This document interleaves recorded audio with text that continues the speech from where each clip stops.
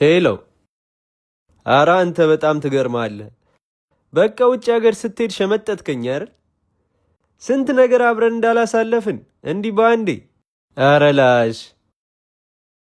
ኧረ ፏ በይ አባቴ፣ አንቺን ብቻ ይመችሽ፣ ጣጣ የለውም። እ ይቆራረጣል። ሄሎ። ሰው እኮ ይገርማል። ትንሽ ሲያልፍለት ከነመፈጠር ነው የሚረሳ። አሁን እኮ ቤስት ፍሬንዴ ነበር። እዛ ከሄደ በኋላ ግን ትዝም ብዬው አላቅም። ዛሬ ራሱ ለምን እንደደወለ ገርሞኛል። የት ሀገር ሄዶ ነው? አሜሪካ ነው። እና ላይመቸው እኮ ይችላል። ምንድነው ማይመቸው? አሜሪካው እኛም አላልን እዚህ ያለ ነው። ትቀልዳለህ እንዴ?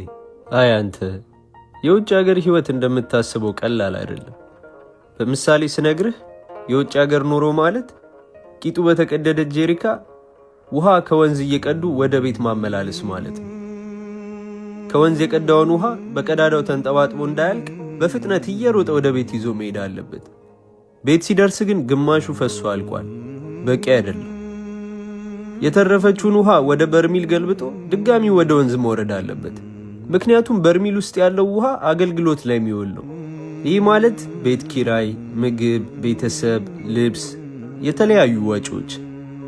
ድጋሚ ወደ ወንዝ ይሮጣል። እንደ ቅድሙ ግማሹ ፈሶ ግማሽ ይዞ ይመለሳል። በርሚል ውስጥ የነበረው ውሃ በተለያዩ ምክንያቶች ወጥቶ አልቋል። ያመጣትን ገልብጦ ድጋሚ ይሮጣል። አየህ፣ ሩጫው ማቆሚያ የለውም። በርሚሉም ሞልቶ አይሞላም። ቀዳዳው ማንጠባጠቡን አያቆምም። በእሱ መመላለስ ውስጥ ያለውን ድካምም አስብ። ስለዚህ ወረተኛ ሆኖ ወይም ረስቶ አይደለም። እንዲያውም አንተ እየደወልክ ማበረታታት፣ ተስፋ መስጠት አለብህ።